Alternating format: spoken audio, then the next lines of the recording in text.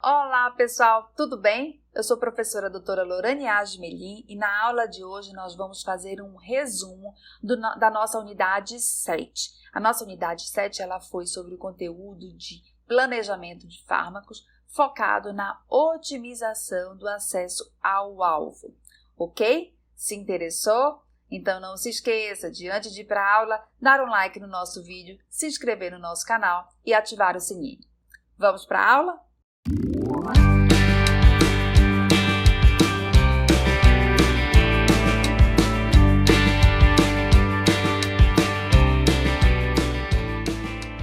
Então, dando continuidade ao nosso conteúdo de química farmacêutica focada no planejamento de fármacos, hoje nós vamos fazer o resumo da nossa unidade 7, tá? Que é falando sobre otimizando o acesso ao alvo, tá?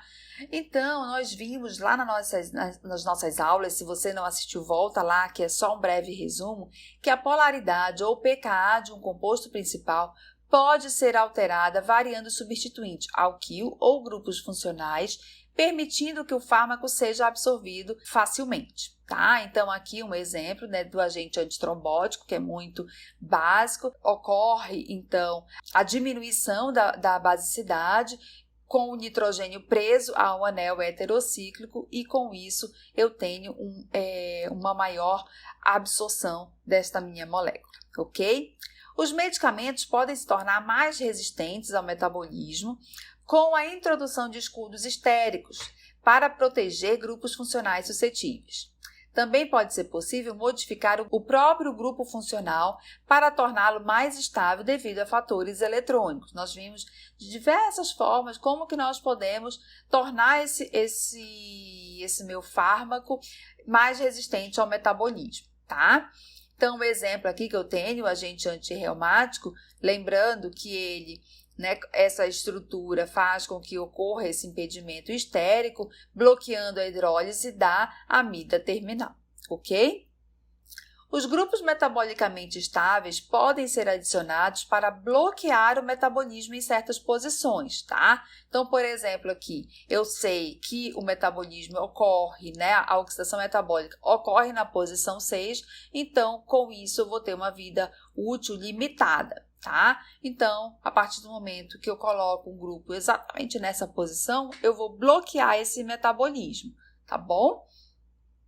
Os grupos funcionais que são suscetíveis ao metabolismo podem ser modificados ou removidos para prolongar a atividade, desde que o grupo não seja necessário para interações fármaco-alvo, tá? Então, é importante eu pensar que se eu vou remover esse grupo, ele não pode ser importante para a minha atividade, senão eu vou estar diminuindo a atividade da minha molécula. Tá? Então, aqui eu tenho esse agente antidiabético, tobutamida, que ela tem um grupo suscetível ao metabolismo, então ela é rapidamente excretada, tem uma vida curta, uma vida útil curta, e quando eu tenho a remoção desse grupo suscetível, eu vou inibir esse metabolismo, ok? Os grupos metabolicamente suscetíveis necessários para interações fármaco-alvo podem ser deslocados para torná-los irreconhecíveis por enzimas metabólicas, desde que ainda sejam reconhecíveis pelo alvo, tá? Então, aqui eu tenho um exemplo, lembra que nós falamos da noradrenalina, que ela é suscetível à ação da CONT, com isso ela pode se transformar numa molécula inativa, ok? E com isso foi possível obter o salbutamol, que continua tendo a hidroxila, porém numa conformação, ocorreu um deslocamento desse grupo e fez com que essa minha molécula não fosse reconhecida pela CONT, ok? Não sendo um grupo suscetível, consequentemente não sendo reconhecida pela CONT, ok?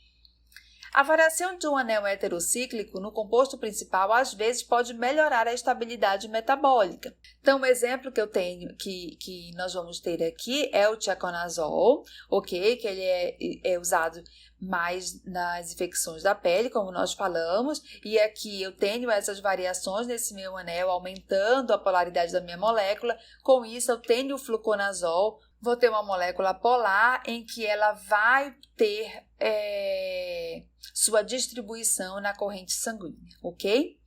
Os fármacos que são metabolizados lentamente podem permanecer por muito tempo no corpo e causar efeitos colaterais. Então, isso eu tenho que ficar atento quando eu estou desenhando um fármaco, que eles são metabolizados lentamente. Será que eu quero que ele fique realmente muito tempo no nosso organismo? Tá?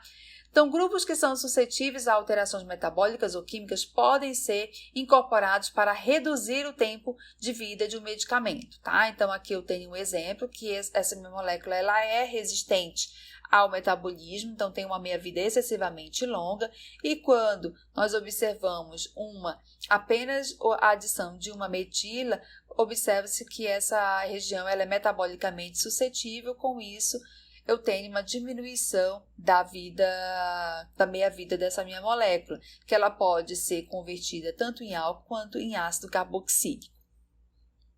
Estratégias elaboradas para direcionar fármacos a células ou tecidos específicos provavelmente levarão a fármacos mais seguros com menos efeitos colaterais, né? Que nós falamos sobre os fármacos direcionados, tá? Os fármacos eles podem ser ligados a aminoácidos ou bases de ácido nucleico para direcioná-los contra células de rápido crescimento e divisão. Nós demos o exemplo do agente alquilante não seletivo tóxico e como a célula cancerígena ela demanda muito dessas bases, então ela vai acabar levando para dentro da sua célula a base ligada ao agente alquilante, ok?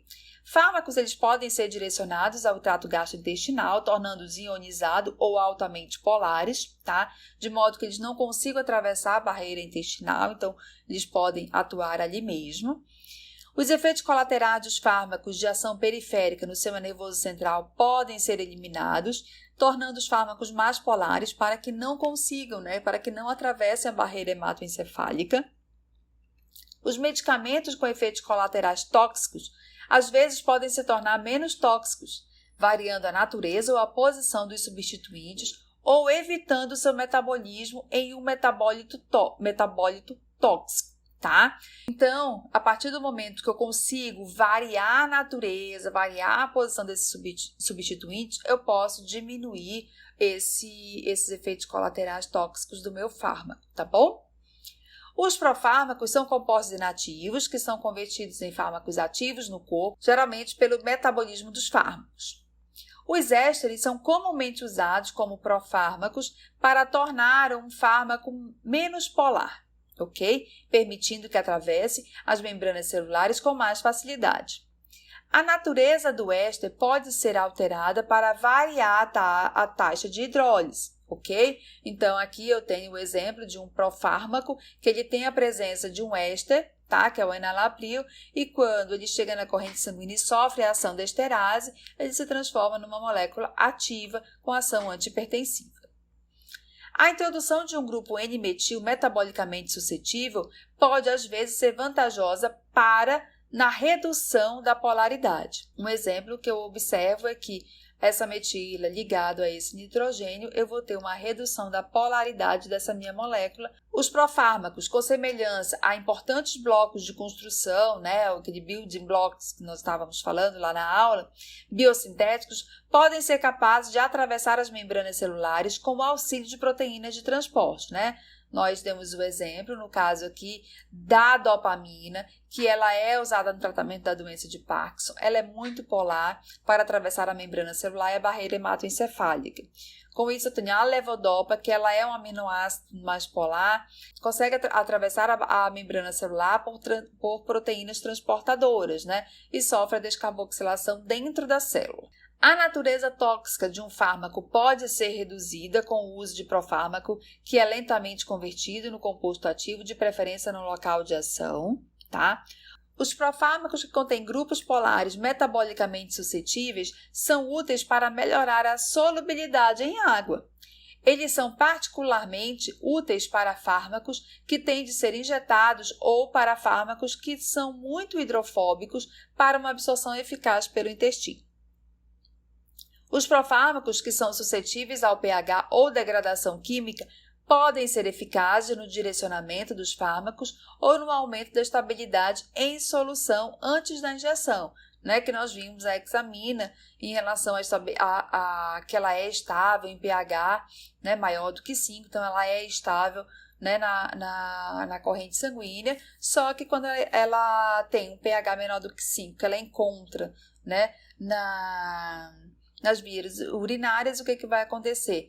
Ela então se transforma em uma molécula ativa, fazendo com que ela seja utilizada em infecções urinárias. Os profármacos ativados pela luz são a base da terapia fotodinâmica. Lembra que nós demos o exemplo, né, de uma molécula que ela vai se concentrando nas células cancerígenas e ao momento que ela tem a ativação através da luz, do estímulo de luz, faz com que ela seja ativada lá na célula já cancerígena, né, transformando o oxigênio em cicletotóxico. Um fármaco sentinela é um fármaco administrado junto com outro fármaco para aumentar a atividade deste, né? Lembra lá da carbidopa, que ela vai proteger a levodopa para que ela não sofra ação na corrente sanguínea, no sistema nervoso periférico, tá? Então ela protege a levodopa até ela conseguir ultrapassar a barreira hematoencefálica.